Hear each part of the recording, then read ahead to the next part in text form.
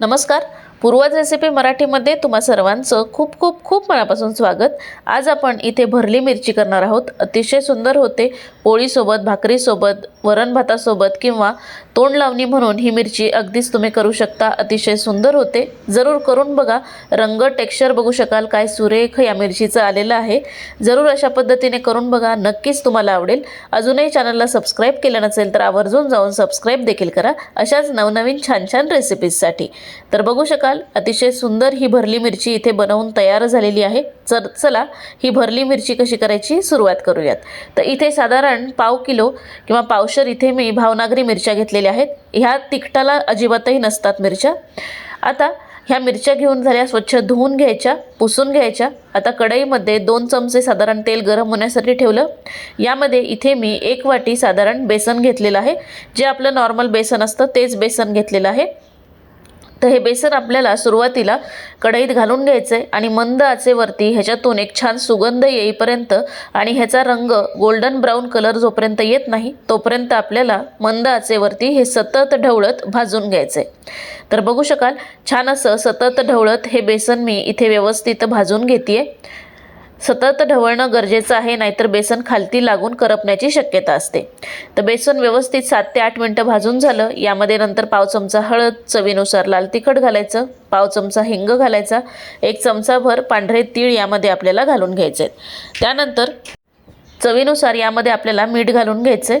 त्यानंतर साधारण अर्धा चमचा यामध्ये साखर घालायची। आता हे व्यवस्थित मिक्स करायचं आणि मिनिटभर फक्त हे आपल्याला व्यवस्थित परतून घ्यायचे।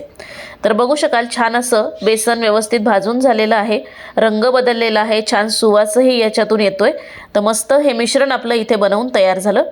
आता ह्या मिरच्या घ्यायच्या। आता मिरच्या आपल्याला मध्यभागातून व्यवस्थित अशा पद्धतीने चीर देऊन घ्यायची आहे। पोट ह्याचं फोडून घ्यायचं आहे आणि ह्यातल्या ज्या शक्य होतील तेवढ्या बिया आपल्याला काढून घ्यायच्या आहेत। तर बघू शकाल ह्यातल्या शक्य होतील तेवढ्या बिया मी इथे काढून घेते। ह्या मिरच्या अजिबातही तिखटाला नसतात, त्याच्यामुळे ह्याची भरली मिरची अतिशय चवीला सुंदर होते। तर बघू शकाल बिया ह्याच्यातल्या मी काढून घेतलेल्या आहेत।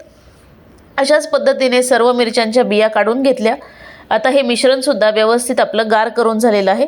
मिश्रण गार करून घ्यायचं आहे सुरुवातीला आणि मगच आपल्याला मिरच्यांमध्ये भरायला घ्यायचं आहे। तर छान असं हे मिश्रण व्यवस्थित झालेलं आहे गार। आता ह्या ज्या मिरच्या आपण पोट फोडून घेतलेल्या आहेत यामध्ये आपल्याला साधारण 2 ते 3 चमचे एका मिरचीमध्ये आपल्याला हे स्टफिंग भरून घ्यायचे, हे सारण भरून घ्यायचे। हे बघा दाबून दाबून छान मिरच्यांमध्ये हे सारण भरून घ्यायचं। अशाच पद्धतीने सर्व मिरच्यांमध्ये हे सारण जे आपण बेसनाचं करून घेतलेलं आहे ते व्यवस्थित दाबून दाबून असं भरून घ्यायचं। तर बघू शकाल छान असं सर्व मिरच्यांमध्ये हे सारण भरून घेतलं आणि काय सुंदर ह्या मिरच्या दिसतायत ऑलरेडी, बघू शकाल इथे तुम्ही।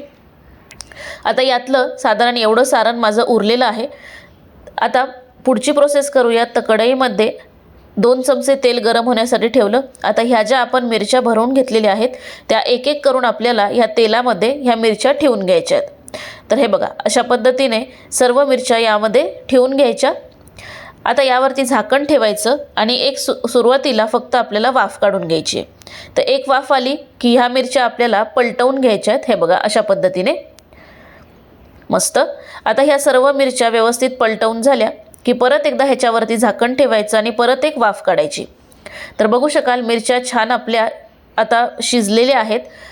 आता ह्यामध्ये आपल्याला हे जे उरलेलं सारण आहे हे संपूर्ण सारण यामध्ये घालायचं आणि हे सारणसुद्धा आपल्याला मिरच्यांसोबत व्यवस्थित मिनिटभर परतून घ्यायचं। आता हे सारण मिक्स करून झालं, परतून झालं की आता यावरती आपल्याला एक पाण्याचा हपका मारायचा आहे। हे बघा अशा पद्धतीने पाण्याचा हपका मारला की यावरती परत एकदा झाकण ठेवायचं आणि ह्याची एक दणकून वाफ काढायची। तर आता बघू शकाल एक छान अशी मस्त दणकून वाफ आलेली आहे। परत एकदा हे मिश्रण संपूर्ण व्यवस्थित एकजीव करायचं, मिक्स करून घ्यायचं। परत एकदा दुसरा एक पाण्याचा हपका मारायचा। हे बघा अशा पद्धतीने परत यावरती एक झाकण ठेवायचं आणि परत एकदा एक वाफ काढायची।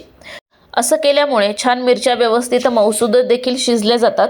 तर बघू शकाल छान मिरच्यांना वाफ आलेली आहे आणि ह्या मिरच्या व्यवस्थित आपल्या वाफवून झालेल्या आहेत। आता एका प्लेटमध्ये सर्व करून घेऊयात। तर काय सुंदर दिसतायत बघू शकाल, रंग, टेक्स्चर बघू शकाल काय सुरेख आलेलं आहे आणि यामध्ये आपण बेसन भाजून घेतलेलं आहे त्याच्यामुळे ह्या मिरच्या व्यवस्थित शिजल्या जातात। जरूर अशा पद्धतीने ह्या भरल्या मिरच्या करून बघा, नक्कीच तुम्हाला आवडतील. पोळी भाकरी भातासोबत अगदीच तुम्ही खाऊ शकता किंवा तोंड लावणी म्हणून सुद्धा ही मिरची अतिशय चवीला सुंदर लागते. करून बघा आणि केल्यानंतर मला कमेंट करायला विसरू नका. अजूनही सबस्क्राईब केलं नसेल तर आवर्जून जाऊन सबस्क्राईब करा. भेटूयात नेक्स्ट व्हिडिओमध्ये नवीन कोऱ्या अशाच सुंदर छान रेसिपीसोबत. तोपर्यंत बाय.